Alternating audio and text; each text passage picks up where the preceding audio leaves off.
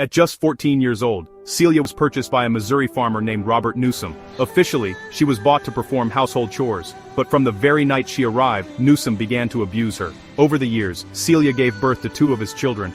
Constant reminders of his cruelty and control.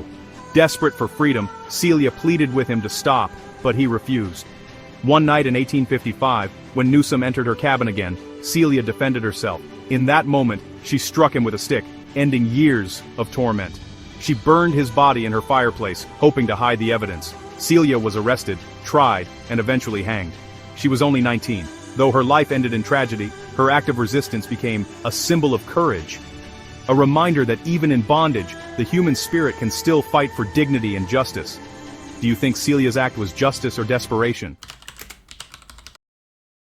In 1856, Margaret Garner made a desperate bid for freedom. Along with her husband and children, she escaped slavery in Kentucky, crossing the frozen Ohio River into Cincinnati. For a brief moment, she was free, but freedom was fleeting. Slave catchers were close behind. When they surrounded the house where she hid, Margaret made a heart-wrenching decision. She refused to let her children be dragged back into slavery. In that moment of unimaginable despair, she took her daughter's life, believing death was kinder than bondage. Her act shocked the nation, forcing America to confront the true horror of slavery. Some saw her as a murderer, others as a mother pushed beyond human limits. Margaret Garner's story would later inspire Toni Morrison's Beloved, a haunting reminder of the unbearable choices faced by those who sought freedom at any cost. How should history remember Margaret Garner? In 1911, Laura Nelson and her 12-year-old son, LD, lived quietly on a small farm near Okemos, Oklahoma. They were a black family surrounded by white neighbors, surviving in a world still poisoned by hate. When a cow went missing, they were accused of theft, with almost no evidence. Both were arrested and jailed. But justice never came. On the night of May 24th, a mob of white men broke into the jail. They dragged Laura and her son 6 miles to a bridge over the North Canadian River. What happened next was unspeakable. Reports say Laura was assaulted before she and LD were both hanged. Some accounts even say the boy was mutilated before he died. Photographs of their bodies were turned into postcards, got passed around as souvenirs. No one was punished. No one was charged. Laura and LD Nelson's story faded from history books, but their memory stands as a haunting reminder of the violence that shaped America, and the silence that followed. These 3 women, Anarcha, Lucy, and Betsey, were enslaved in Alabama during the mid-1800s. Their names are remembered not for freedom, but for pain. They were subjected to repeated surgical experiments by Dr. J. Marion Sims, the man often called the father of modern gynecology. But his discoveries came at a terrible cost. Without anesthesia, these women endured unimaginable suffering as Sims operated on them again and again, searching for a cure to childbirth injuries. Anarcha alone is believed to have undergone over 30 surgeries. They were not volunteers, they had no choice. Their bodies became instruments of medical advancement, their pain dismissed because they were black and enslaved. While Sims went on to fame, and statues were raised in his honor, Anarcha, Lucy, and Betsey were left in silence, their courage buried beneath history. Today their names are spoken as symbols of strength and resistance, reminders that progress built on suffering carries a debt that can never be repaid. This woman was born into slavery in Bermuda, and her life became one of the most powerful voices for freedom in the British Empire. Her name was Mary Prince, a woman whose courage helped ignite the abolitionist movement. Sold away from her family as a child, she endured years of brutal labor in the Caribbean, washing salt, cleaning, and serving her masters. But the deepest scars came from the repeated physical and sexual abuse she suffered at the hands of those who claimed to own her. Despite the pain, Mary never lost her will to fight. After escaping to England, she did something extraordinary for a woman of her time. She told her story to the world.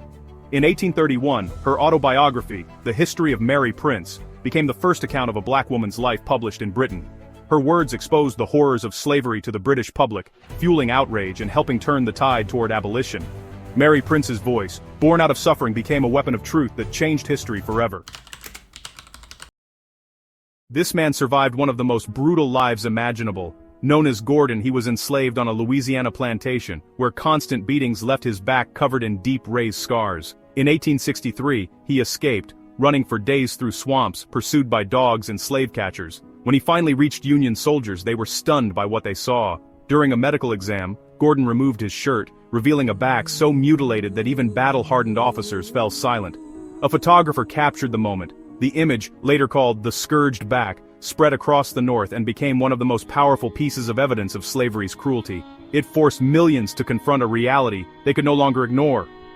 Gordon joined the Union Army soon after, determined to fight for freedom, not just his own, but for everyone still enslaved. His scars became a symbol of a system built on violence, and a reminder of why it had to end. In 1839, a ship called La Amistad sailed off the coast of Cuba carrying 53 enslaved Africans who had been torn from their homeland. But these weren't passive captives, they were warriors stripped of freedom, led by a man named Sengbe Pie, known as Joseph Cinqué. They decided to fight back. One night, armed with whatever tools they could find, they rose up against their captors. The revolt was swift and brutal. The captain and cook were killed, and only the navigator was spared. His life kept only to steer them home toward Africa. But instead of sailing east, he deceived them, guiding the ship north toward the United States. When La Amistad was seized off Long Island, the rebels were imprisoned and tried for mutiny. Yet, their courage turned history. The U.S. Supreme Court ruled in their favor, declaring them free men. The Amistad Revolt became a symbol of resistance, proof that even in chains, the human spirit would not be broken. The year is 1655. They were enslaved, but they refused to stay that way. In the mountains of Jamaica, escaped Africans vanished into the jungle and were reborn as warriors. They called themselves the Maroons, former slaves who knew the land better than any British soldier ever could. They built hidden villages deep in the rainforest. They learned to move without sound, to strike without warning. And when the British tried to crush them, the Maroons fought back with ambushes, traps, and jungle warfare so effective, the empire was humiliated. 2 brutal wars followed, the strongest empire on earth, against people who had already lost everything and refused to lose their freedom. In the end, the British were forced to do the unthinkable. They signed treaties recognizing Maroon independence, not because they wanted to, but because they could not defeat them. Who decides when you are free, you or power? Nat Turner wasn't just intelligent, he was visionary. His enslavers even hired him out as a preacher, never imagining the fire they were fueling. As he traveled from plantation to plantation, he saw the brutality of slavery up close, families torn apart, children starving, women beaten. And with every sermon he delivered, he felt a growing calling, a mission he believed came from God himself. Then, in 1831, after a series of visions and solar eclipses he interpreted as a sign, he gathered a small group of trusted men, armed with farm tools and stolen weapons, and launched one of the most famous slave rebellions in U.S. history. They moved silently from house to house, freeing some, killing others, striking terror into the slave-holding South. For 2 days they fought with a fierce conviction born from centuries of suffering. The revolt was eventually crushed, but the impact was unstoppable. Turner was captured and executed, but his uprising triggered nationwide panic, harsher laws, and ultimately pushed the United States closer to confronting the brutal truth of slavery. In what was then British Guyana, sugar built empires on the backs of enslaved Africans. In the 1600s, Africans were ripped from their homelands and shipped across the Atlantic by Dutch traders, while the British expanded it after 1814. Men, women, and children were forced onto coastal plantations, cutting cane from dawn to dusk, beaten for slowing down, starved in crowded huts at night. Sugar was sweet for Europe, but bitter for those who produced it. Resistance burned beneath the surface, most famously in the 1823 Demerara Rebellion, when thousands rose up, knowing they might die but refusing silence. In 1834, Britain declared slavery over, but freedom came with chains of its own, a 4-year apprenticeship, forcing the formerly enslaved back to the fields. True emancipation only arrived in 1838, won through persistence, defiance, and sheer survival. The scars of slavery remain, but so does the story of resilience.